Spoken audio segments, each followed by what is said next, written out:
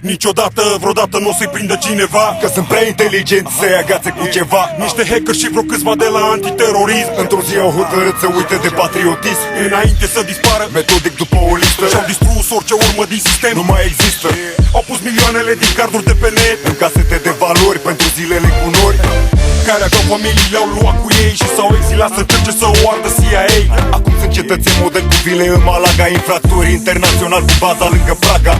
Pașapoarte Perfect executate la bulgari, comandate, aprobate, cumpărate, acte noi 50.000 la fiecare 3 luni. ca să fie la nevoie umbre de oameni mai buni. Între țară câte unul totdeauna la volan, E mai sigur, mai discret decât transportul aerian. cu pasiune se ocupă cu șantaj, Că sunt mulți șantajabili plini de bani în peisaj, cu droguri și cu piste, și cu crime.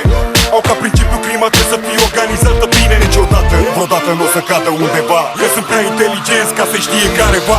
Apar doar acolo unde e mare interes. Dispar, se evaporă dosare și dovezi, ca victime, ca fluturi în varul de mașini. Curăță scena celebri anonim. Apar doar acolo unde e mare interes. Dispar, se evaporă dosare și dovezi, ca victime, ca fluturi în varul de mașini. Curăță scena celebri anonim. sunt unii fără fețe la costume și mașini negre, Chiar dacă-i vezi o com, nimeni nu-i vede. fără personaje cu cardeală despre bani. Noi la voia al întâmplării merge tot după plan. Spală bani, Spală sânge spală urme de câini, și spală creiere. să poată să se spele pe mâini. Sunt peste lege și politică, Direct în vârf, n-au încredere în tâmpeni. ca să nu apară târf. Amortisor, control pentru sunet, nu apare pistol.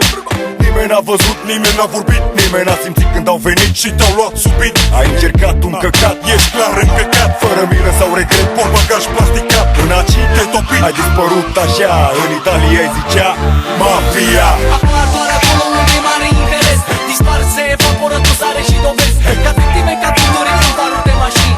Curăță scena celebri anonim.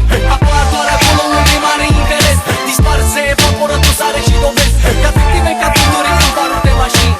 Curăță scena celebri anonim. Nimic luxurial la vedere, fără zâmbete de complezență sau plăcere. Cumpără suflete ca să facă avere,